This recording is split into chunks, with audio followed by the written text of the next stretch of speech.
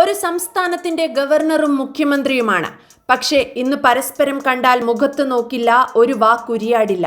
ഇത്രമേൽ ശത്രുത വരാൻ മാത്രം തമ്മിലുള്ളത് കുടുംബവഴക്കല്ല, ഭരണസിരാ കേന്ദ്രങ്ങളിലെ അഭിപ്രായ വ്യത്യാസങ്ങളാണ്. അതിലുമുപരി രാഷ്ട്രീയമാണ്. എല്ലാവർക്കും ഒരു സംസ്ഥാനത്തിനൊട്ടാകെ മാതൃകയാകേണ്ട രണ്ടുപേർ. ആ സംസ്ഥാനം ഭരിക്കുന്ന മുഖ്യമന്ത്രി, ആ മന്ത്രിസഭയ്ക്ക് വേണ്ടുന്ന എല്ലാത്തിനും ഒരൊറ്റ കയ്യൊപ്പിൽ കാര്യങ്ങൾ തീരുമാനിക്കുന്ന കേരള സർവകലാശാലകളുടെ സ്വന്തം അധികാരി ഗവർണർ. കഴിഞ്ഞ ദിവസം KB ഗണേഷ് കുമാറും കടന്നപ്പള്ളി രാമചന്ദ്രനും മന്ത്രിമാരായി ചുമതലയേൽക്കുന്ന സത്യപ്രതിജ്ഞാ വേദിയിൽ നീ എന്റെ പെൻസിൽ എടുത്തു, നീ എന്നെ അടിച്ചു എന്നൊക്കെ പരാതിപ്പെട്ട് പരസ്പരം മിണ്ടാതെയിരിക്കുന്ന രണ്ടാം ക്ലാസ്സുകാരെയാണ് നമ്മൾ കണ്ടത്. ഒന്ന് കേരള മുഖ്യമന്ത്രി പിണറായി വിജയനും മറ്റേത് കേരള ഗവർണർ ആരിഫ് മുഹമ്മദ് ഖാനും. കൃത്യമായി പറഞ്ഞാൽ 1 വർഷമാകുന്നു ഇരുവരും അടുത്തിടപഴകിയിട്ട്.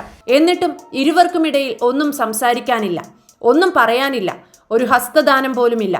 അത്രമേൽ മാറിയിരിക്കുന്നു, അത്രമേൽ തീക്ഷ്ണമായിരിക്കുന്നു കേരളം ഭരിക്കുന്ന സർക്കാരും കേരളം ഭരിക്കുന്ന ഗവർണറും തമ്മിലുള്ള രാഷ്ട്രീയ വൈര്യം. ഇന്നലെ വൈകിട്ട് 3:57 ചടങ്ങ് ആരംഭിച്ചു. രാമചന്ദ്രൻ കടന്നപ്പള്ളിയും KB ഗണേഷ് കുമാറും മറ്റു മന്ത്രിമാരും എത്തിയതിനു പിന്നാലെ 3:55 ഗവർണർ ആരിഫ് മുഹമ്മദ് ഖാൻ കൈകൂപ്പി ഗൗരവത്തോടെ വേദിയിൽ പ്രവേശിച്ചു. ഒപ്പം മുഖ്യമന്ത്രിയും കയറി. പരസ്പരം നോക്കാതിരിക്കാൻ ഇരുവരും പ്രത്യേകം ശ്രദ്ധിച്ചു. ഗവർണർ ആകട്ടെ പലപ്പോഴും മുഖ്യമന്ത്രിക്ക് എതിർ ദിശയിലേക്ക് തലതിരിച്ചിരുന്നു.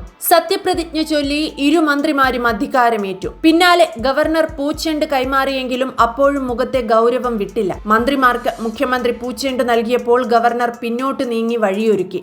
ജനുവരി 26 ഗവർണറും മുഖ്യമന്ത്രിയും ഇതിനു മുൻപ് കൂടിക്കാഴ്ച നടത്തിയത്. റിപ്പബ്ലിക് ദിനത്തോടനുബന്ധിച്ച് രാജ്ഭവനിൽ ഗവർണർ ഒരുക്കിയ സൽക്കാരത്തിൽ മുഖ്യമന്ത്രി പിണറായി വിജയൻ കുടുംബസമേതം പങ്കെടുത്തു. ഭാര്യ കമല, കൊച്ചുമകൻ ഇഷാൻ എന്നിവർക്കൊപ്പം എത്തിയ മുഖ്യമന്ത്രിയെ ഗവർണറും ഭാര്യ രേഷ്മയും ചേർന്ന് സ്വീകരിച്ചു. മുഖ്യമന്ത്രിയെ കാറിന് സമീപത്ത് വരെ ചെന്ന് അന്ന് ഗവർണർ യാത്രയാക്കി. എന്നാൽ ഇതിനു പിന്നാലെ ഒന്നിനു പിറകെ ഒന്നായി ഉടലെടുത്ത പ്രശ്നങ്ങൾ വീണ്ടും ഇരുവരെയും തമ്മിൽ തെറ്റിച്ചു. ഓണാഘോഷത്തിന് ഗവർണറെ സർക്കാർ ക്ഷണിച്ചില്ല. ഗവർണർ മന്ത്രിസഭാംഗങ്ങളെ ക്ഷണിച്ചെങ്കിലും അവരാരും പങ്കെടുത്തില്ല. ഗവർണർക്കെതിരെ സർക്കാർ കോടതിയെ സമീപിക്കുകയും SFI കരിങ്കൊടി കാണിക്കുകയും ചെയ്തതോടെ മുഖ്യമന്ത്രി തന്നെ കൊല്ലാൻ ആളെ വിട്ടെന്ന് ഗവർണർ തുറന്നടിച്ചു. എല്ലാത്തിനുമൊടുവിൽ സർവകലാശാലകളിൽ ഗവർണറെ കയറ്റില്ലെന്ന് പറഞ്ഞ് SFI നടത്തിയ സകല പ്രകടനങ്ങളും ഗവർണറുടെ ക്ഷമയുടെ നെല്ലിപ്പലകയാണ് ഇളക്കിയത്.